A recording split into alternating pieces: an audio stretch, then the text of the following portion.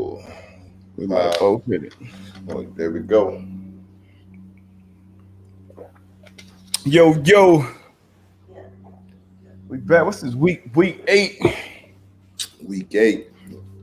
Overreaction Monday. Yes, sir. Yes, sir. Man, what a week. Good week. What a week. And I told y'all about tour time. You know what I mean? I know he ain't do shit, but right, that's what I was about to say, man. Get my spark. That verdict is still out there. But like you said, good team win.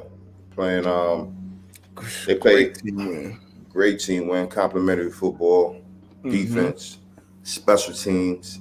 And I mean, that's what you got to have when you got a young quarterback. You know, everybody got to play their part, and that's what they did. So, as far as tour time, man, it's still yet to be seen. We gonna see. Agree. But there ain't no better way than get your feet wet because they would just depend on the offense to put up points to win. They would have definitely got smashed yesterday. But like you said, defense came out, set the tone. Special teams came out, set the tone. And I'm sure you've been in these locker rooms with young quarterbacks. That's the message in the locker room. Like, hey, we got to go out here and play complimentary football. We got to go out here and help all three phases and win. That's what they did, man. But Dolphins, man, I don't know. They definitely a threat in that AFC East at least. Oh, for sure. You know, with them, Buffalo, Patriots they're not looking real good right now. Obviously, the Jets, who are exactly who we thought they were. So I think they definitely they definitely there. So what you think, New England, man? What you think? What's next? What's next for Cam in New England, man? Man, we talked about this. Is there going to be a quarterback controversy? Is there going to be a change? And I think it is, man. You know, at this point, so you think it's still time? I think so, man. I think we gotta shake something up in the locker room. We gotta shake something up, man.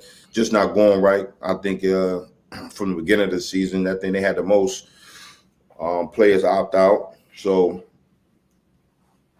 damn. So the Patriots are dead, huh? That's the word in the street. Patriots are dead.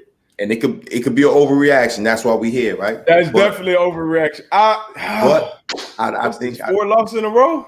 4 losses in a row, bro. Come on, man. Man, that COVID. Out of all these old 20 years of these boys dominating the league, like what COVID come out of nowhere and kick their ass, man. Cam ain't been right since COVID, I feel.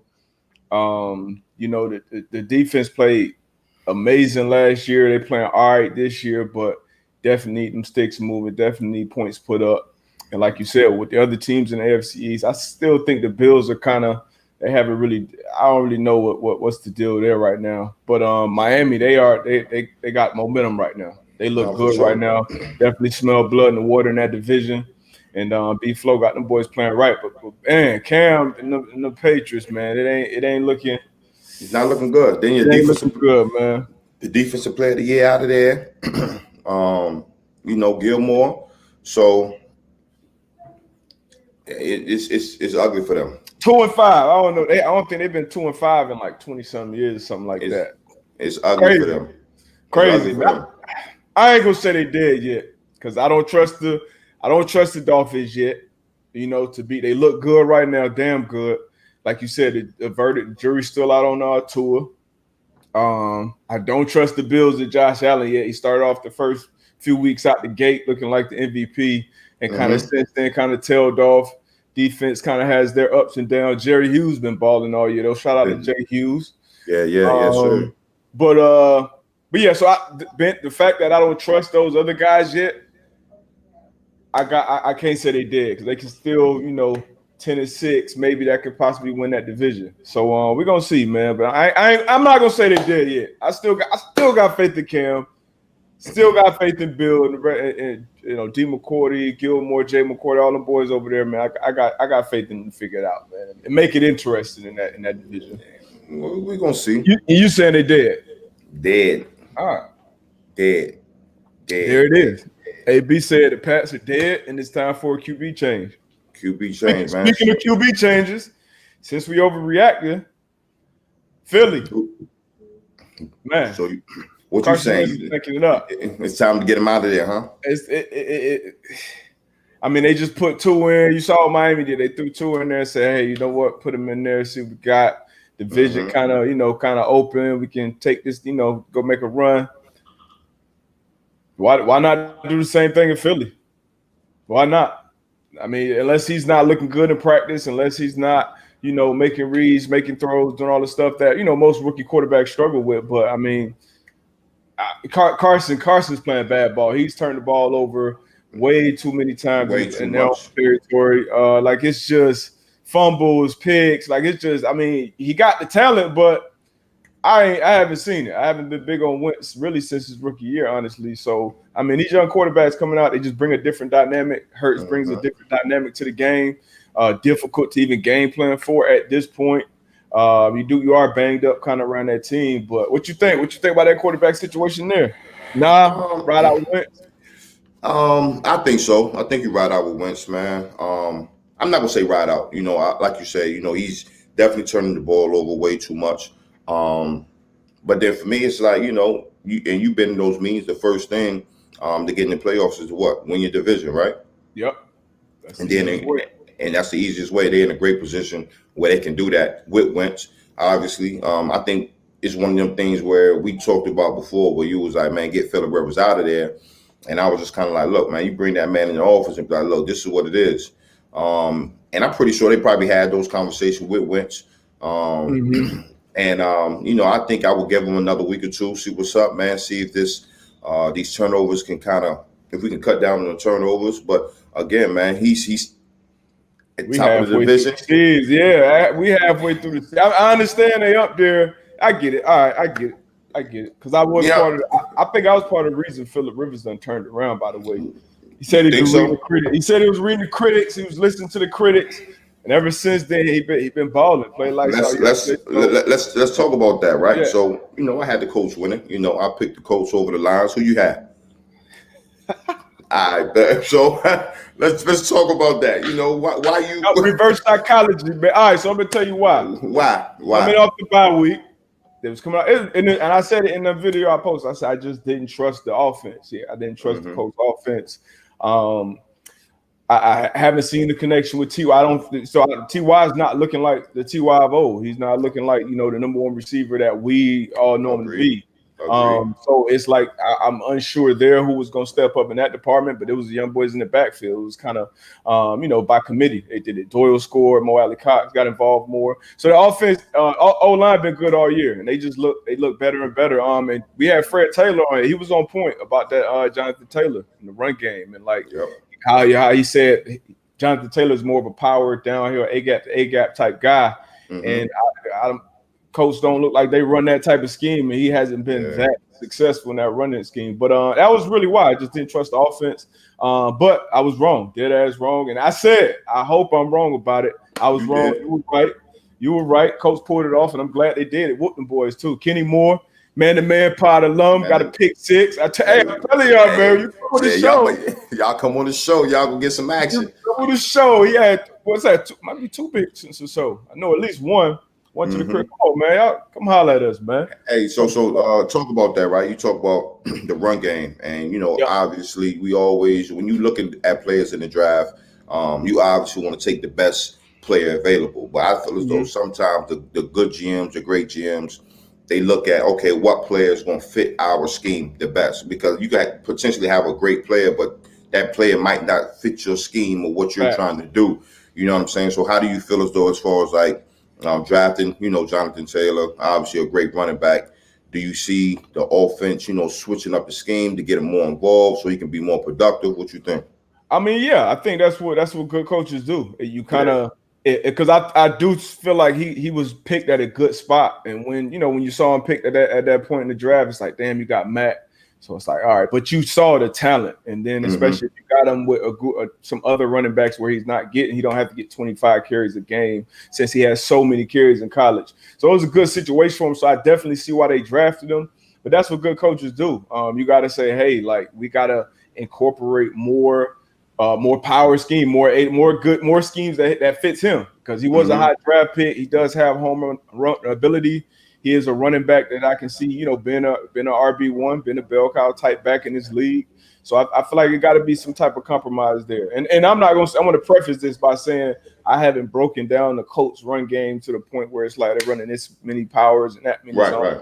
You know what I mean? So I want to preface by saying that, but I think you definitely got to adjust somewhat to fit your scheme, and running back is one of those positions. No, I'm with you. With you. But yeah, they look good though, man. They look good on both sides of the ball. Came out, had a good performance. They definitely looking like contenders in the AFC on the AFC side. So this is part of the season where people start to separate themselves. Yep. And the Colts are looking good. Yeah, defense keep playing how they playing, and the offense if they continue to play and build off the game yesterday, man, it's gonna be something beautiful to see coming down the stretch. So let's stay in that division because we had division picks, division champ picks. We both picked who we thought would win which division. I picked the Colts to come down and win that AFC South. Who you picked? I had Tennessee. Oh, okay. Them boys, they're looking a little fraudulent. That money looking a little funny in the light right now. It is. Well, we're gonna see. Bengals? We're gonna see. I know. But that, any given Sunday, we know Bengals got some talent over there. They do. They got some talent over there. Like that's man. Yeah. I mean, shoot, this is the time of the year. You just said it. Contenders or pretenders. So we got to see a little more out of Tennessee coming down the stretch, and Colts looking good. So the run at the top gonna be interesting coming up. Big facts coming off that bye week looking good. Now this is gonna be a long stretch for him. What else you got from yesterday, man? Oh yeah, that what you got? Now I'm about to say that I feel as though one of the best games from yesterday, the Pittsburgh Ravens. Pittsburgh and Ravens. I think we both had the Steelers winning. Yep. So what you think about that game? Close game. Yep. Yeah, being in the league, that was one of the games that if I could catch it, I wanted to catch it. Being a defender in the league, because you don't watch that game, and over the years, I know the whole time I've been watching football, I feel like the Steelers and the Ravens have been good defensively, if not anything else. They've been good defensive ball clubs. It's going to be kind of one of those knockout, drag out type of games, and that's what it was. That's what we got. I don't feel like, I feel like you got to put that one on Lamar. You got to put that one on the MVP. And quarterbacks, sometimes they take too much. They get too much credit. Sometimes they take too much blame. But I feel like you got to put that one on Lamar. But the Pittsburgh, it came out to play, man. What you think? Nah, same, man. Those rivalries, those divisional rivalries, you already know it's going to be a tough one. It's going to be a tough one. And like you said, growing up, playing in the league, that Baltimore and Pittsburgh rivalry is up, at the top. You know what I'm saying? One of the best rivalries in sports. So, again, man, they came out, fought hard, down to the wire. But again, Lamar got to play a little better. He got to play a little better. I know BA used to always say, I need my 8 players to step up in these type of games. You know what I mean? My 5-star players. My 5-star players got to play 5 stars. So, and that's what it is. That's what it is. Games like this, big time players got to make big time plays. Yeah, I agree. So, overreaction. Has the league or the better teams in the league figured out Lamar Jackson? Because the big games, playoff games, they play the Chiefs, they play the Steelers. His record look a lot different than obviously other teams, in the league. And you could probably do that with everybody. Hey, this is how this player performs against the best teams in the league. But exactly, would you say, is that a overreaction, or is that a fair statement? Are the defenses on the good teams kind of catching up to that scheme that Greg Roman and Lamar Jackson got? I mean, you're a small player. Even, if you was a D coordinator, it's going to be things where you have to take away when you play the Ravens. And I think, as you watch film, as you watch, Lamar Jackson, their offense, what that is. We can't let Lamar Jackson beat us with his legs. We got to make him beat us with his arm. And I think teams are realizing that. I think the regular fan can see that, where I would much rather him beat me throwing the ball. And that's what teams are doing, Yeah. We gotta stop the run. We gotta stop with the legs. We gotta be disciplined on defense. Whatever our assignment says that we have to do that on every single play. And then again from there, hey, let him beat us with his arm. And I think that's what teams are starting to do. And that's one thing that he has to see. Like, look, these open throws, these turnovers, and things of that nature. I got to connect when my receiver is open. Yeah. And see what we can do from there. So I think teams are understanding the best way to beat the Ravens and handle that offense. And, we'll see. Yeah, I mean, you hit it on the head, man. That's a team effort too. That's not just on him. That's play calling. That's personnel wise. Like, who are the guys we got out here? We got Snead. Snead's a good player. Obviously, Hollywood can take the top off the defense. I feel like after that, it's the tight ends and the backs in the run game and things like that. But so it's a collective effort. Yeah. But he, like you said, in the big games, in 5-star games, and 5-star players, being an MVP, and he is one of the best, one of the most talented players in this league. You got to play big in the brightest moments, because that's what you ultimately are going to be judged by. Even a player as great as Peyton Manning was, he had to beat the Patriots. He had to go beat Belichick. Like, the big moments, big games. And LeBron, same thing. Like, big moments, big game. They used to even talk about MJ like that early in his career until they built the right shit around him. And it's as simple as that. LJ, he's definitely a generational talent, but it's going to be a collective. It's going to have to take a collective effort to win championships. And they got a defense to do it. Definitely got a defense to do it. So that offense and Lamar got to do their part. Yeah, no, for sure. Sure. Let's let's go to another good game. The Vikings and the Packers, man. That was a surprising one to me. I think we both had Green Bay winning this one. Obviously, we both lost that one. But the Vikings, man, Dalvin Cook, man, ran over them boys yesterday. Hey, the chef was cooking. He was eating. I was looking at it because I was watching a few games at the same time. I just see boom. I'm like, damn. But Green Bay, they got it. That's another thing. You got to put that team around. I feel like A-Rod is another quarterback. Generational talent who should have won more than one Super Bowl, but the organization didn't. I don't think they've done a good job of putting the right pieces around him. And right now they're struggling on defense. Stop the run, especially. Obviously, we saw that. And then the weapons on offense with A-Rod. But yeah, they ran through that, and they can't really be a real contender without a championship level defense. Nah, for sure. So I know we always talk about, Green Bay. They never give. I think who's the last real weapon A-Rod had on the outside? Outside of, I'm talking about on the receivers. Receiver outside of Adams, who's is like another weapon? I mean, you had Jordy, Jordy, Cobb, Tay Adams. I mean, outside of that, you had, Lazard. He was ascending, but he came in and kind of, I guess, overachieved. It wasn't like they went out and got a certified dog either in the draft early or free agency. So they haven't put them up. Jimmy Graham was all right when he was there. Aaron Jones is obviously, phenomenal right now.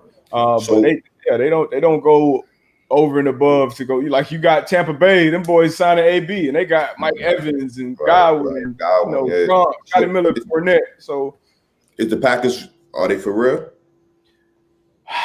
I mean, I feel like in that when you look in the NFC, you still got to put them up there in that top 3 to 4. Like you got the Bucks, you got Seahawks, you got the Bucks, Seahawks, and then after that, it's kind of. I mean, you got to start talking about. You got to start talking about those guys. You got to start talking about the Packers, even though they come off the L. I mean, the Bears. I don't trust their offense. Defense is outstanding, but so who else you gonna put in there? The Saints. They don't look like the Saints that we thought they were gonna look like coming into this year. Would you put the Cardinals in there right now? Cardinals right now? Nah, I wouldn't put them in. I wouldn't put them in there right now, but that could change quickly. If they come out in the next 2 weeks and look like they did, or a little better on defense like they did against the Seahawks, they could do that for sure. But right now it's kind of early for that. But so I still think I still think the Packers are definitely contenders, but that defense is gonna the defense and the lack of weapons for A-Rod, I think, will hurt them in the end as as the games get bigger, as the coaching gets better, and all that stuff. Yeah, I ain't taking them serious. They're not going nowhere in the NFC. They'll win. Yeah, they pretenders right now. They'll win some games. They'll win some more games, but when they get down to that final stretch, like you said, if you can't stop the run, it's gonna be tough for you to win when it comes, January, January playoff football. So I don't know. I don't see it. I don't see it. Thanksgiving, that's when the games start to shift. So yeah, I mean, they're gonna win their division. Nobody. I mean, I don't know. The Bears not gonna win it. You don't think so? I don't trust the quarterback play, bro. You need quarterback play. You need defense. Like they got defense for damn sure. For them to be a 5-3 football team, and when you watch their offense, if you just watch the offense, like you didn't watch special teams, you didn't watch defense, you just watched Chicago Bears offense, you would think that was a 1-2 win team. Yeah, for sure. And then for those guys that go into this week 5-2, outstanding defense. But like I said, I don't trust that offense. So I don't see them. I don't see them winning the division. I see the Packers still winning that division, still probably winning 12 games. But like you said, once you get to them playoffs, then it's gonna get tough. It's gonna be real tough. It's gonna be real tough. Shit. Hold on, wait. Why are we talking about the Bears? Right. Why are we talking about the Bears? I think his name Javon Wims. Have you ever seen some shit like that on the field? College pro. The only thing I seen. I'm gonna say pro. The only thing I seen close to that was when my man Andre Johnson and Cortland Finnegan got into it. Yeah. But that was personal. I think that was personal. Last night, obviously as more clips are coming out, you know what I mean? Obviously, it was something that was going on, that was brewing throughout the game. Yeah. But Buddy was, I'm not gonna say Buddy was wilding. It was crazy though. It was crazy. I don't know what was said. When I saw the little interaction before, and I saw it was some interaction with some other players, like how it is out there. Shit, shit get chippy. You say this, you say that, and then when you're doing that, it's some shit that people can say that can kind of cross that line. So where it's like, all right. I seen something this morning where before that they was talking or whatever, and he snatched his mouthpiece and tore his mouthpiece. You know what I'm saying? So. And then after that, he went and mushed one of his teammates. So on that end, it's like, okay, well, nah, you ain't about to do that to my, say that's your young boy or whatever. Like, nah, I'm coming, got my brother back or whatever. He the muscle. Yeah, you know what I'm saying? You gotta have one of them on your crew.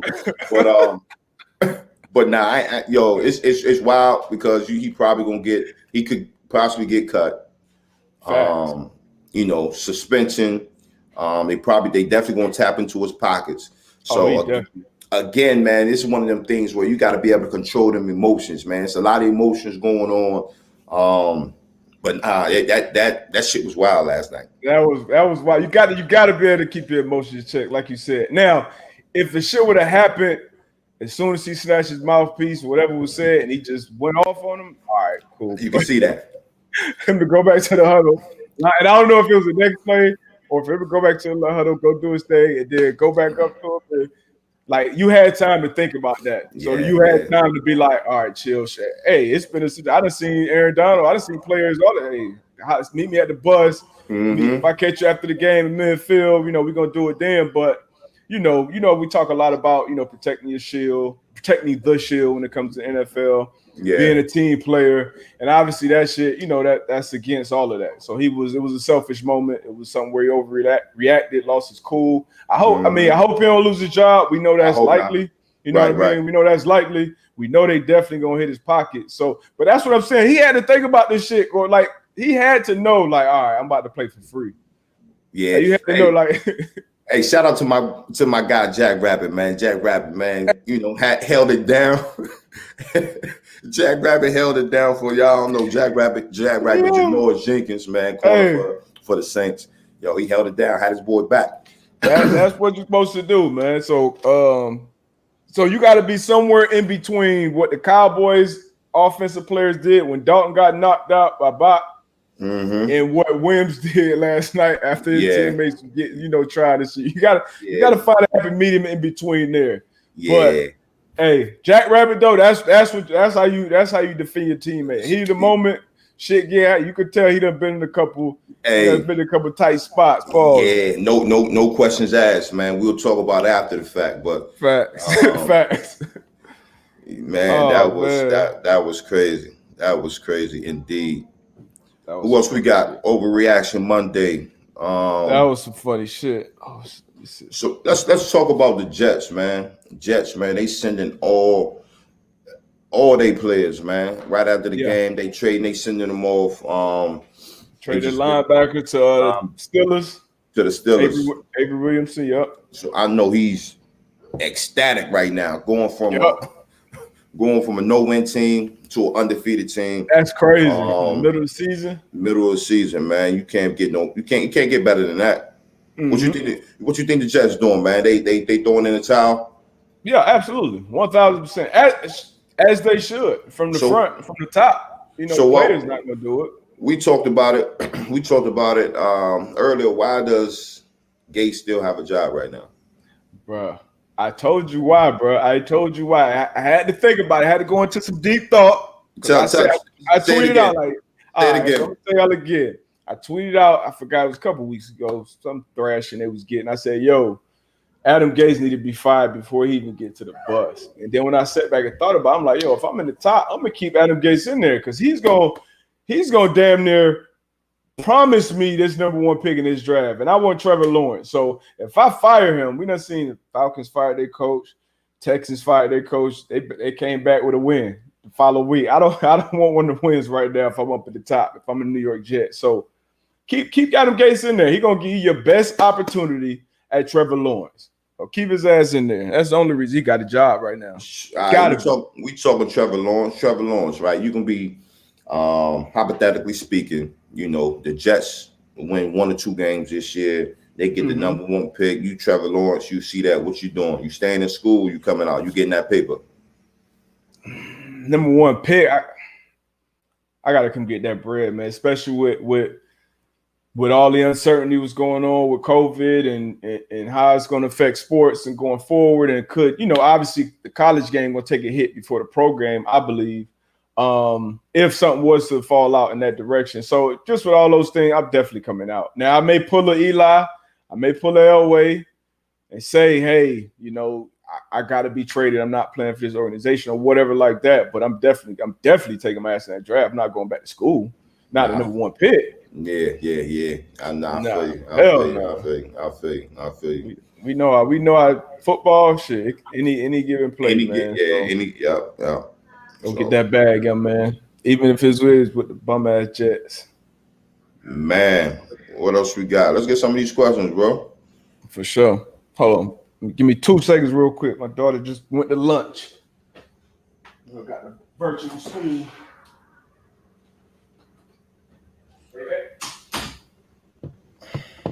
My good people, man. I appreciate y'all checking in with us as always. Overreaction Monday. Y'all put y'all questions, man, in the chat.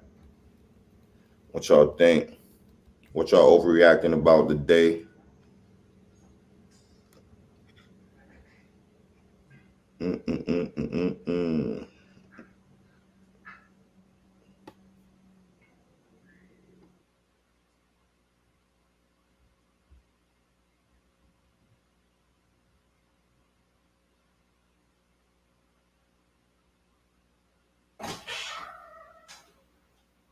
Yo.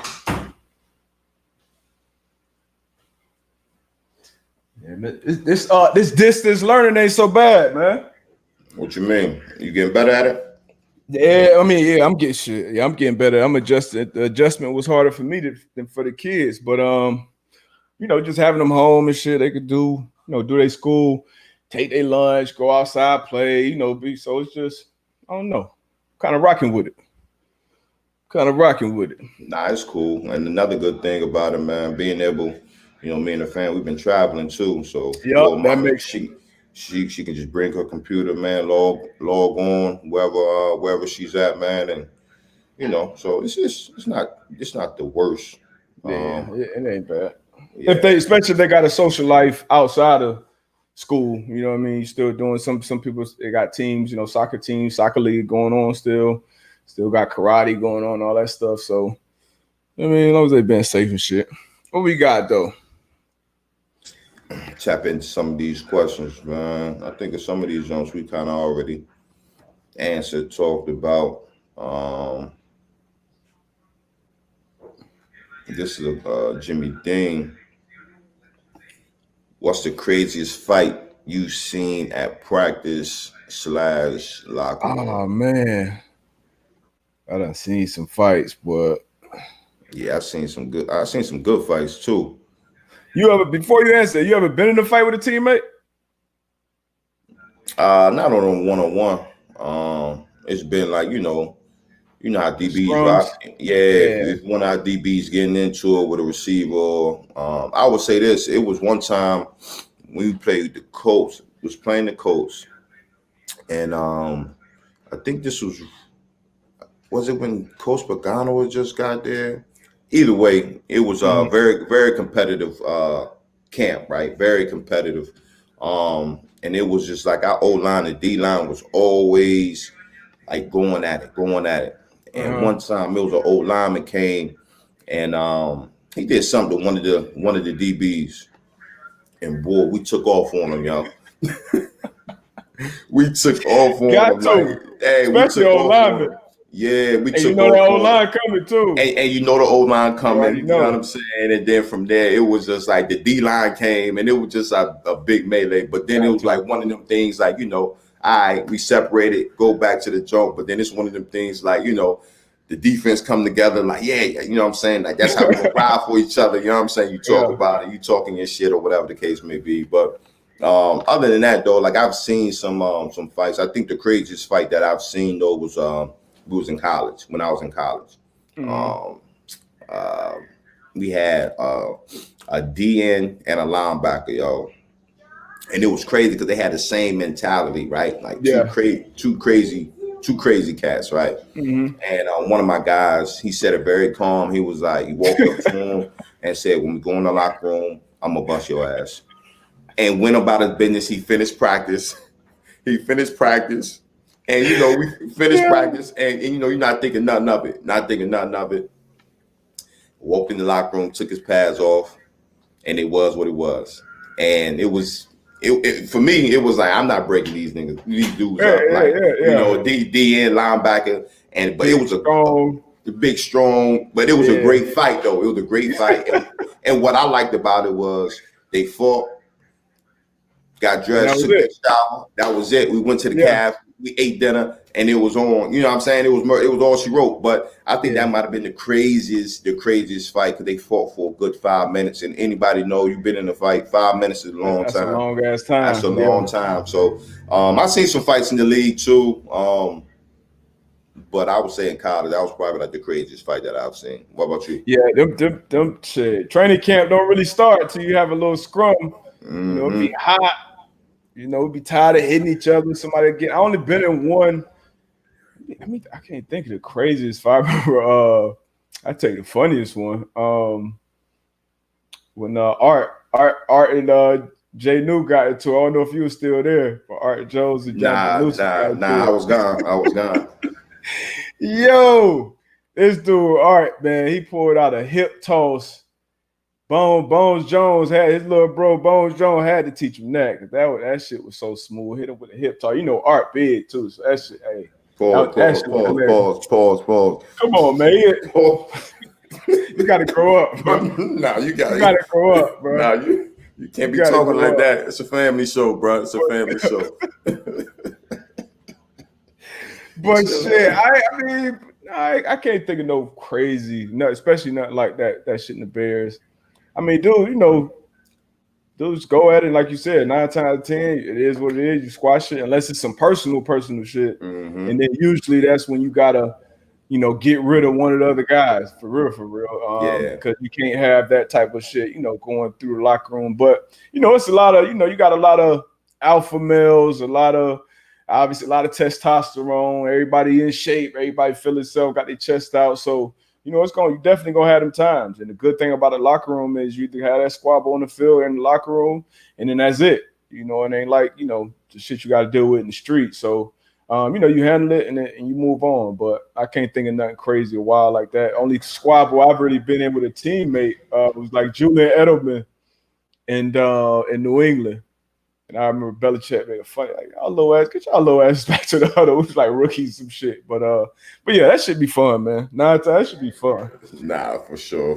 Julian Edelman whooped your ass. You crazy as shit. man. Only fight I've been with a teammate. Yeah, I ain't really been on no one-on-one fights for real. Me and Sergio Brown about to come to blows one game. We playing the damn Steelers. Y'all teammates? Yeah, man, on the sideline, man. We in a bunch or something. I'm like, yo, lock. You know how I always kind of took charge in the communication in a bunch of shit.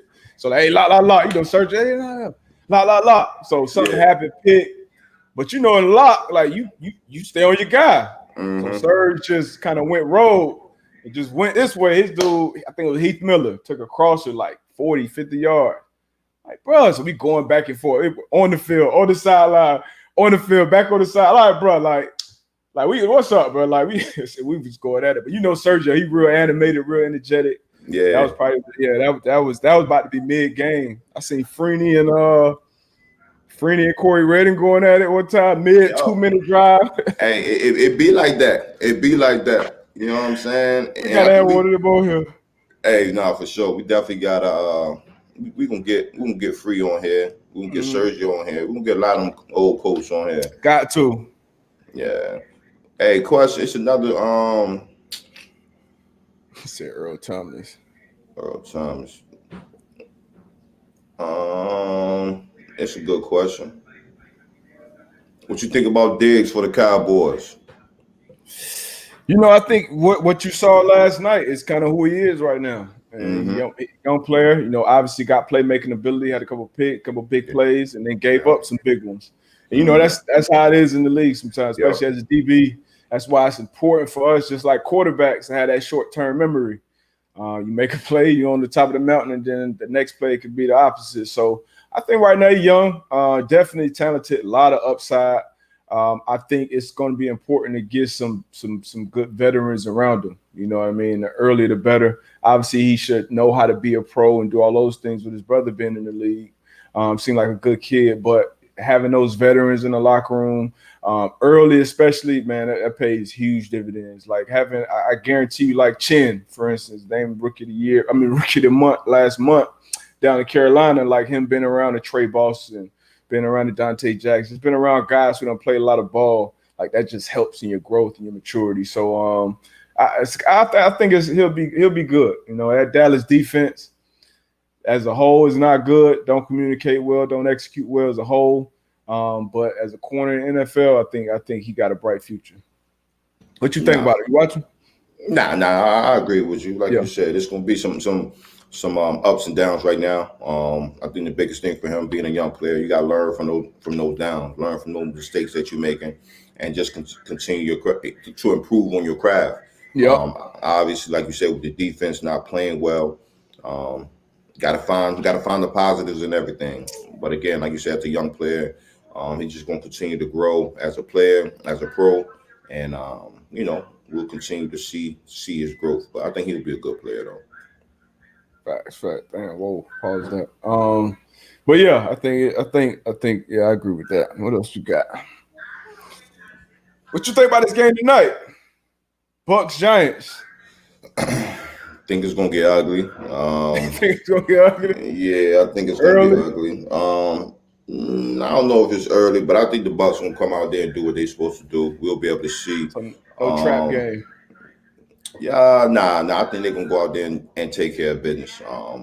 The Giants have been playing hard though. They've been playing hard, but I just think the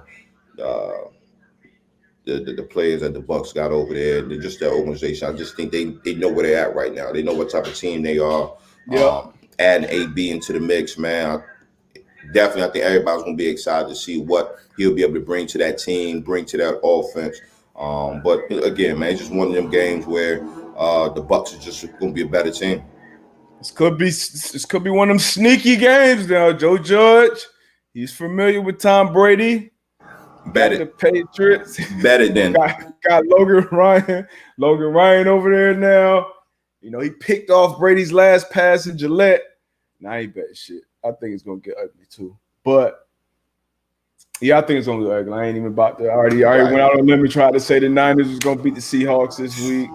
I picked the Dolphins over the Rams, which I was right about, but I ain't gonna test my luck on this one. I think it get ugly. I think Brady smells that blood in the water right now. We just talked about the NFC. Like we said, it's not looking, you know, that deep right now, and especially with them getting better with adding AB. If he's anything close to what he was, like they definitely a team to beat. Smell blood in the water, and I'm sure the Patriots struggling adds a little more fuel to his fire, just because it's like, all right, he's cut like that. So yeah, I think it get ugly too. I'm with you. Yeah, no surprise tonight. Nah, not at all. Not at all. Sure, we were just talking about sure, it's my boy Rodney Henry from the crib. Does Daz Strickland be more offense? No. No. Nah. Yeah. I don't think so. I just think, you know, obviously the Daz best footballers behind him. Obviously, you know, being a veteran, you know, he can come in there and, you know, I'm pretty sure he still has some plays left in him, but to think that, you know, he's going to take that offense from where it is now to new heights, I don't see it. And no disrespect to him, but you know, it's just one of them things. I just don't see that. How about what you think, Buck? Yeah, I don't see it either right now.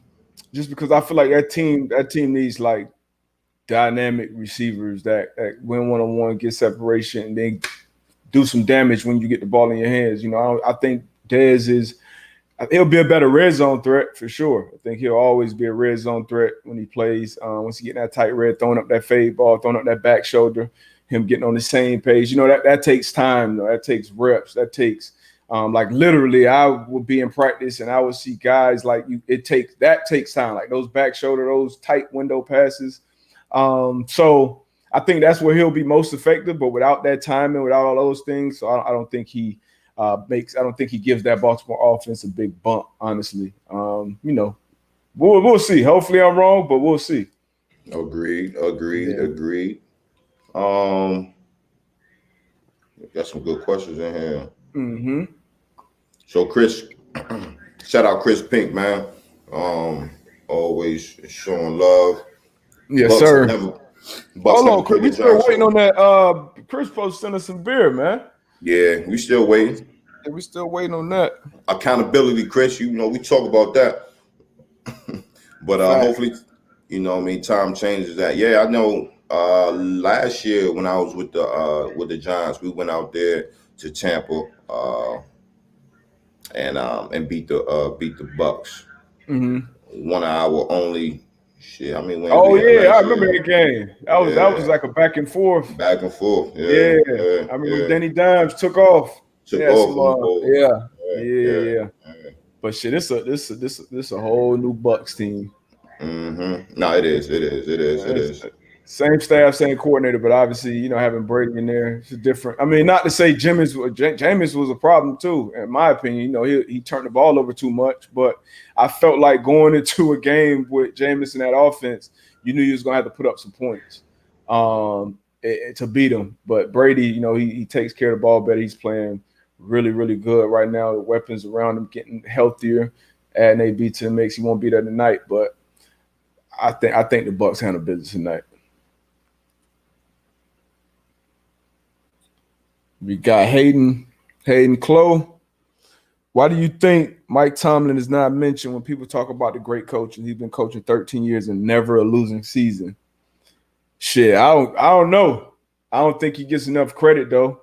I feel like last year was one of his more impressive coaching jobs, honestly, with the quarterback situations that we've had, that they had over there with Duck Hodges and Mason Rudolph, and the boys still win 8-8. Like that was very. He should have won Coach of the Year last year, in my opinion.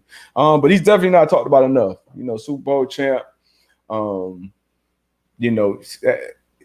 Man, I love anybody you talk to say, hey, Mike T, he's that guy. And losing AB, losing Bell, managing those guys when they were there. Like, I mean, my hat's off to Mike. He definitely don't get enough credit. I think he'll start getting more though, especially with reaching his milestone just past Tony Dungy as the most all-time winning black coach. Just broke that tie. So I think he'll start getting his flowers. Mike T, man, he from the crib, the 757. Oh, that's what's up. News.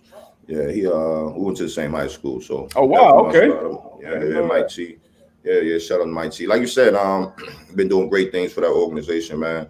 I don't know how many people saw this coming. Obviously with the legacy with the Pittsburgh Steelers, Bill Cowher, and then Mike T coming in and doing a phenomenal job.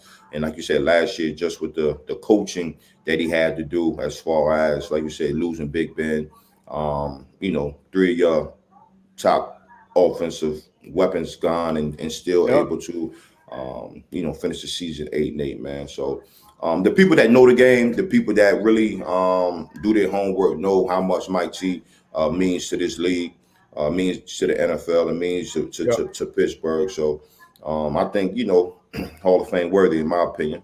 Oh, facts. That's undebatable. I think just the job he's done for the inconsistency. That's the hardest thing to be in this league, is consistent. And obviously he's had a quarterback in place as well, which helps tremendously. But he's always had a good defense on the other side of the ball. Like I said, managed personalities and stuff like that. Because, that's a huge part of being a head coach too. It's not just X's and O's. It's about, okay, how do I handle these people? And obviously it blew up in different ways with, a couple of people there. But to get the most you can get out of them, and then, when it's time to move on, you move on. But, man, shout out to Mike T, man. Can't say enough about him. Boom, boom. What's this? They might have just lost Marlon Humphrey. Uh-oh. Marlon Humphrey just tested positive for the for COVID. I didn't see that. Oh shit! They got the coach this week too, right? Yeah, they might have just lost Marlon Humphrey. Was cool. He tested positive for COVID. Man, this COVID ain't no joke, bro. It ain't. It really ain't. And then they just lost Ronnie Stanley too. What he injured? Yeah, he lost for the year. He severe ankle injury, out for the year. Man, I'm glad he got his bag. Got that bag last week. He got his $100 million right before he got hurt. Man, we always said you're always one play away in football, and as players, we're aware of that, and that's why whenever a guy's holding out or asking for a certain amount of money at a certain time, like, it don't matter what position, man. We done seen quarterbacks go down, left tackles, D tackles. It's just, you never know. You never know, man. So get your money when it's time to hit, when that iron hot, hit, fellas. Hit. Yes. No questions asked. No question asked. This is another good question. We were talking about the Patriots earlier. Do you think Pats could trade Gilly for a decent wide receiver? Bill has the confidence that he can coach up that defense without Gilmore. So what do you think about that? Like, you got a great player. Here we go. No, I just had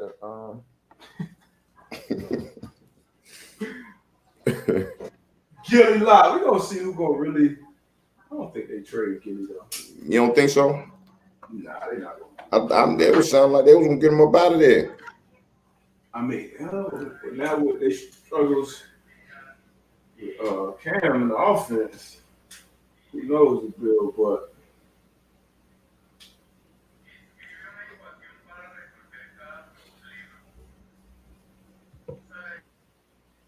Gilly, who the hell, who would trade for?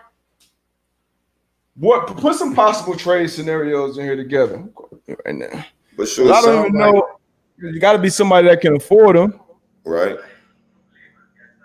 Got to be somebody that can afford them, and then got something to trade or someone to trade So I think he would still demand like a first round pick if you talk about picks. You're talking about defensive player of the year right now. What you think his value is on the other side? What would you give up for him if you were GM? I'll give up a first round for him. Jamal Adams, what they gave for him? A first and a second, or two Something first? like that. Something like that. I'll get the same thing. Hall. I'll get because Gilly, he can change the whole dynamic of your defense with what he's able to bring at that corner position. I think we kind of talked about it before, where you kind of asked, like, we was kind of having that discussion as far as would you want a lockdown corner or an opportunistic corner where somebody like go out there and make a whole bunch of plays, turn the ball like a Marcus Peters, and I was like, man, give me that lockdown corner if I'm a defensive coordinator, because now I can do so much with my defense. You know what I'm saying? So I'm just cutting a half of the field, and I'm able to do so much more. So, shoot, if I'm a GM, man, I'm trying to make that move. Yeah, for sure. Yeah, I'm trying to make that move. A lot more flexibility on defense, because it's always a numbers game with defense. With football in general, it's always a numbers game. So if Gilly can take out one side of the field or 1/3 or one man, and we can do extra things with other guys, like that's tremendous as a D coordinator. Now, like you said, he got a bag. He signed a huge deal, and it will have to be a team or defense to where I feel like, all right, this is a missing piece that we have that can kind of take us over the hump. So is that Cleveland? Is that like, who is that? Joe Judge is familiar with him in New York. They need more weapons in that defensive backfield. They just paid Bradbury though, so I don't know. We got to see. It's tough. We talk about. That's why I don't think they move him, just because I don't know who's going to be out there and will give them something in return that they will want or need. Yeah. They need a lot. They need a lot right now though. Yeah, they need a lot right now. Damn, COVID killed the Patriots. That's crazy. Killed the Patriots for sure. For sure. It was another good question in here.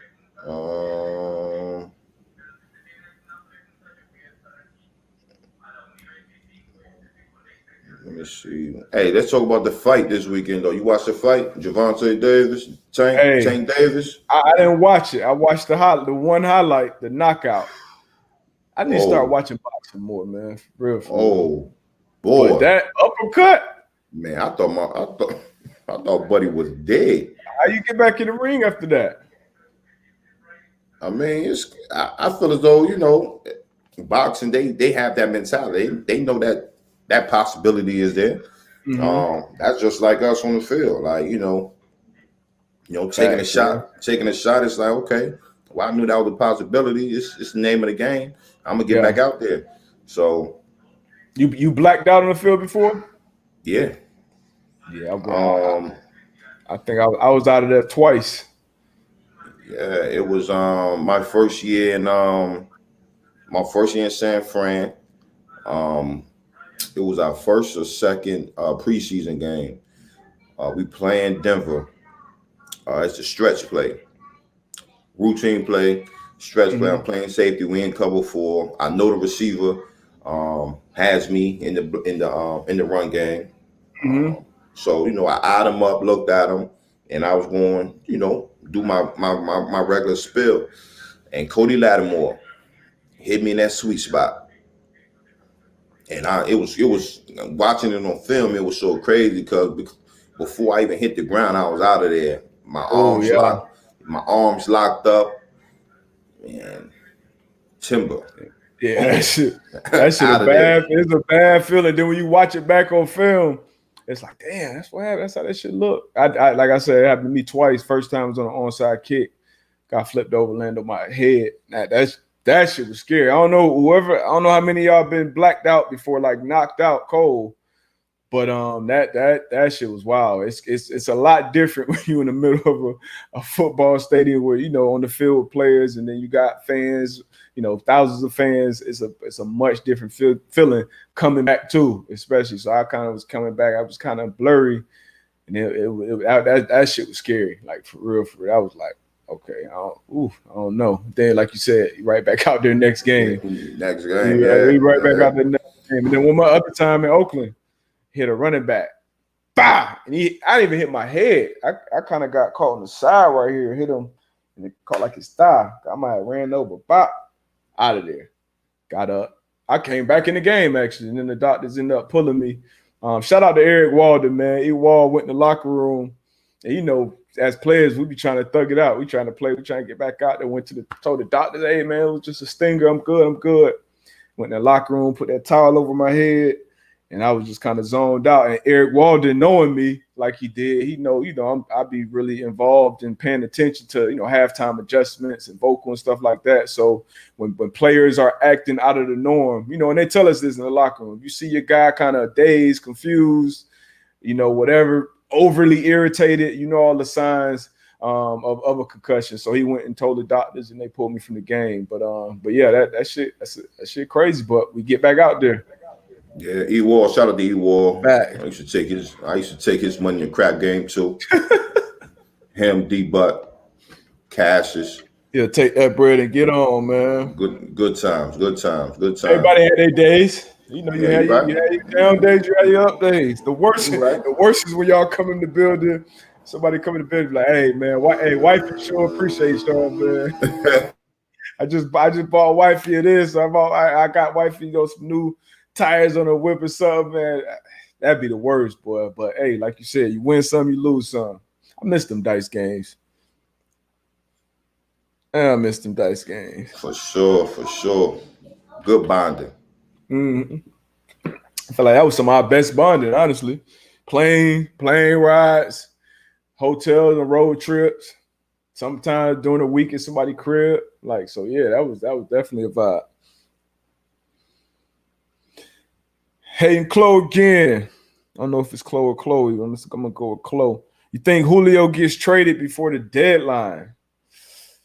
My opinion, no shot, no chance. They don't even have a GM right now, right? They fired the GM. They fired the yeah. No shot in hell. That's the best play. That's the centerpiece you build around. You trade Matt Ryan before you trade Julio. Not in my opinion. So I mean, shit, you trade Arthur Blank.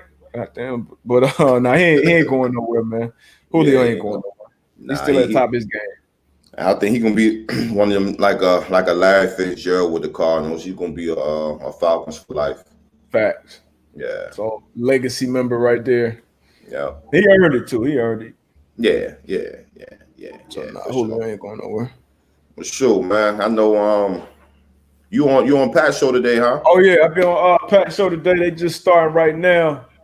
I've been on his show at 12:25, Overreaction Monday. So I see y'all in a little bit, whoever going there. So y'all shoot over there.